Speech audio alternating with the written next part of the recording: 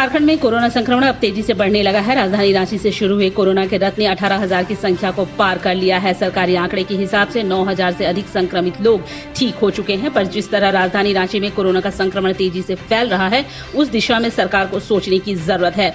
राजधानी में ही मुख्यमंत्री आवास है, 35 थाने हैं, पुलिस मुख्यालय है, सचिवालय के भवन है, नई विधानसभा भवन है, केंद्रीय कारा होचवार है।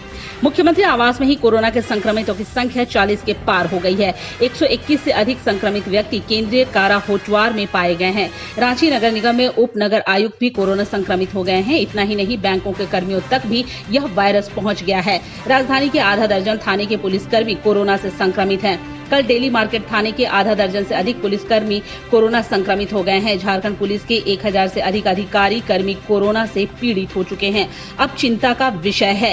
राजधानी के सबसे बड़े अस्पताल रिम्स समेत होटवार स्थित खेलगांव, सीसीएल के गांधीनगर अस्पताल, एचईसी के पारसनाथ अस्पताल, कोर कैपिटल एरिया में बने विस्थापित कॉलोनी, डोरंडा में रिसालदार बाबा उर्स समिति का भवन समेत 19 जगहों पर कोविड सेंटर बनाए गए हैं।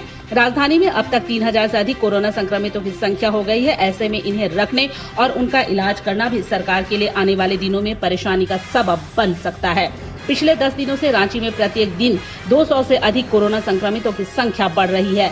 कल 412 कोरोना संक्रमित पाए गए। अब सरकार को सघन जांच कराने, ट्रेसिंग करने और कोरोना जांच की रिपोर्ट जल्द देने के उपायों पर विचार करना होगा। कोरोना जांच के लिए मोबाइल वैन की सुविधा भी बहाल करनी होगी। सिर्फ कागजी अधिसूचना जारी करने और विमानों से रांची पहुंचने पर होम क्वारंटाइन करने के मुहर लगाने से कुछ नहीं होगा। एसिम्प्टोमेटिक मरीजों और सिम्प्टोमेटिक मरीजों की पहचान कर आगे बढ़ने की आवश्यकता है।